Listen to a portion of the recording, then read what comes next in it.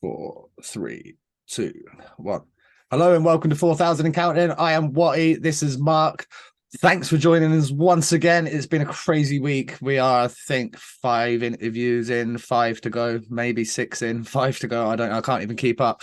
We've got another 3 today. Later on today, we'll be joined by Jackson Whistle, and then we've got Ben Painter, Jamie Thompson. Yeah, I don't know. This week has been crazy.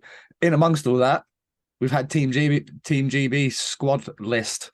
Mark, do you want to run us through it and let the people know who made the squad, and then we'll give our kind of reactions as we go. So we've got netminders, Bounds, Headley, Whistle. In defence, we've got Batch, Clements, Holbert, Jones, Mosey, O'Connor, Phillips, David Phillips, I'll say that, Richardson, Roop, I hope I said that right, and Tetlow. And then forwards, we have Betteridge, Critchlow, Curran, Davies, Dowd, Duggan, Hammond, Liam Kirk, Lake, Lacko, Myers, Nielsen, Helini, Venus, Waller, Whistle, and I want to chuck in there the legend that is Jonathan Phillips. Yeah. And we have the introduction of Kieran Brown, and we have Sean Norris. Well, the last two are the big two that this video is mainly going to be about. I'm glad Pete's taken a chance. I really am. I think they've earned it, and they deserve to be there. They both had very good seasons. Shawnee's showing glimpses of what he could do when he's been with Belfast, and he hasn't looked out of place. He scored some good goals there already. He's got to be in and amongst a league winning and cup winning, roster. He's only going to benefit from that. He's going to take big confidence coming off the back of this year. Obviously, Milton Keynes messed it up this weekend. They went down to the Tigers. So in an ideal world, we would have seen him at the Final Four scenario on the big stage. But I guess that means he probably goes with Belfast this weekend and experiences the Elite League Final Four again, which when we want him in the GB squad, that can only be a good thing. And then the man himself, Kieran Brown. Like, if I look at that list, there's a lot of good hockey players on that list. He's better than a lot of them. It does not look out of place at all, does he? No. I think people are going to be shocked when they see him. You stick him on a line with two savages that can give him the puck. Not that he needs it. He can go and get the fucking puck himself. But you stick him on a line with two guys that want to let him score, he can score goals. He's big, he's strong, he's got a good shot. He's smart, he knows the game. He's been scoring goals since he was a kid. I went down a rabbit hole on YouTube the other day and I watched an under-13 conference game from 10 years ago, Midlands v North. Kieran Brown just going coast to coast and just abusing kids. They're absolutely abusing him. It wasn't even fair. It was like they're playing on different playing fields. And he's doing that in the National League now. And I think he's more than ready to be involved with the GB setup. He's going to surprise a lot of people. Everyone's going to be happy that he's there. I know everyone in the National League's happy that he's there. And yeah, paints the league in a better light. What do you make of those two boys being added?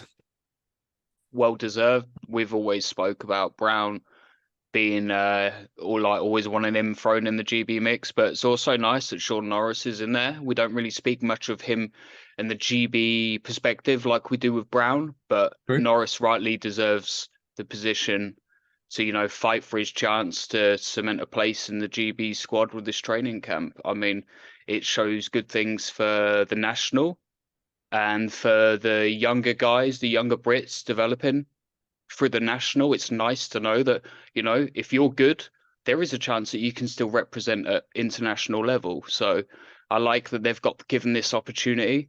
And I think that, like you say, a lot of people are going to be shocked with the ability of Kieran Brown. Yeah, I really do. Talking about Shawnee Norris' character, I've told it on the podcast before, but never when we've done YouTube. So when I was under 17 conference coach for Southwest, I had a very, very good under 17 team. My forwards were stacked, and Shawnee wasn't going to make it as a forward, but I really liked him, and it felt daft because it's a GB tryout, really, the conference tournament. So you need to be at conference in order to be seen. And I had D-men that weren't as good hockey players as him. And I just said to Shawnee, mate, you're not going to make it as a forward. Do you want to come and play D for me? He was like, yeah, let's fucking go. Didn't hesitate. Like, yeah, let's go. That's a good attitude. He then followed that season up by going to Czech with Waller for like 2 years. Maybe didn't play as many games as Waller, but he still went. He still developed, and it's what I'd probably call a late bloomer, really. 17, 18, 19. Now look at him. He's absolute lights out. So he's showing there's pathways there. He's also showing that you don't have to go to North America like Waller. He's went over to the European route, improved his skating. His skates really well. He fucking flies out there. So yeah, I'm very happy for those boys. I'm happy with Pete as well. We've got to shout out Pete. Yeah, he didn't have to take the gamble. Let's go to some of the other talking points. Let's go to the fact that people are talking about Kieran Long. If you haven't already, go back and watch our episode with Kieran. He kind of says, like, earlier on in the year, obviously there was that tournament. He withdrew from the tournament. Obviously, he was buying a house, getting married, doing all like the real life stuff, and that was falling around about that time of that tournament. So he made himself unavailable for that. Thus being, he probably ended up being unavailable for this one as well, which I think he understood. Obviously, he would have still liked to have been there. I would have liked to have seen him there.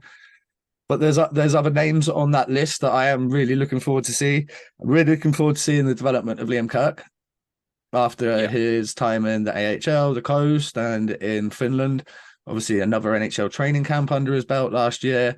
Really excited to see what he's like back on British soil. I know he's been skating with the Dogs, getting a bit of ice time out there and getting the legs going. Obviously, his season's been done for a while now. That's the bad thing about the way the season finished. You fucking finish in March, and then you've got to wait until like end of April, start of May. It's 2 months with no games, and then you're supposed to go play in the World Championships. Yeah, it's a long time. Cade Nielsen, I thought he was legit last time at the top table. Let's see what he's like in the table below. Arguably, it should be a little bit easier for him. He's such a big body. He goes to the ugly areas and he plays the game the right way, in my opinion. I'm really looking forward to seeing him. Who else is on there that maybe? Brandon Whistle. Spoke to Brandon, obviously, in the interview, I don't know, 3-4 months ago, prior to Christmas, I think we had Brandon on. Talked about the GB sort of scenario, how much he wanted to be there and how I felt his play was going to get him there this year, and that Pete would have to look at him, and ultimately Pete has looked at him, which is a good decision, and it rewards Brandon for a very successful year. Also shows that you can go down to that national level, come back up, and get into that GB national squad.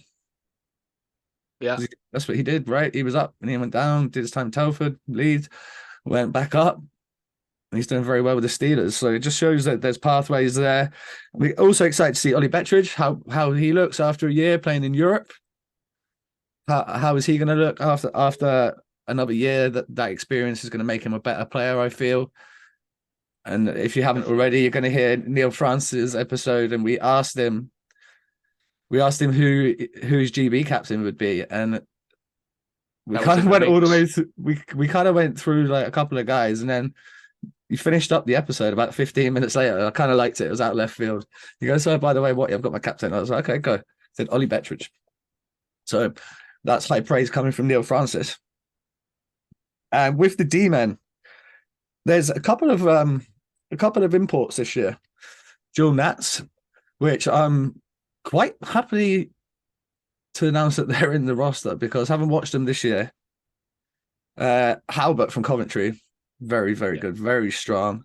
And Root from Belfast, again, I go back, he's just won 2 trophies this year.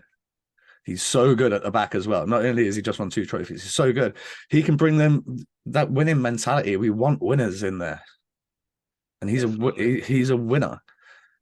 I mean, arguably Belfast are favourites for this weekend.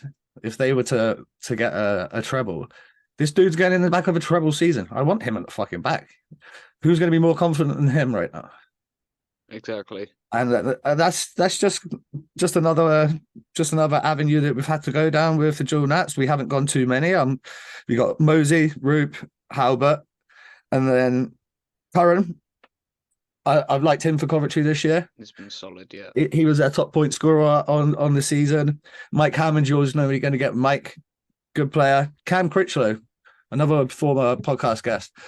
the boys all talk about what a great leader he is in Manchester and how they love playing for him. I think Sully said that in, if you want to go back, Sully's episodes just last week. Cam Critchlow, again, arguably like that captain material, not necessarily for GB, but just having a captain there in and around the squad that leads men is just going to be even better for the boys. Definitely. Like that. Talking of captains, though, none other than Jonathan Phillips. I mean, this is his last His swan song, heading towards the last games with GB. So yeah.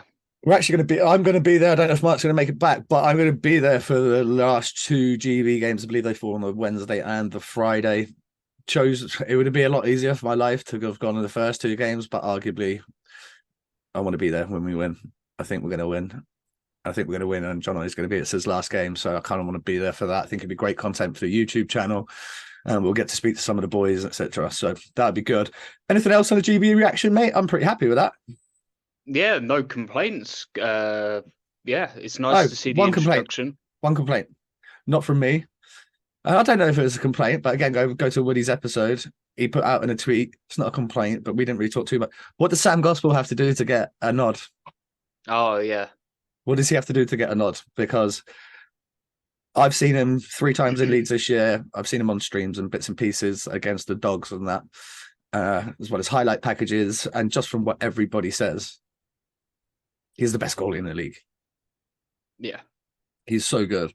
And that's not a knock on Jordan. Jordan's been lights out since he's come back from Coventry. He's obviously got the experience as well. He's been there when he was GB goalie when he was with Coventry.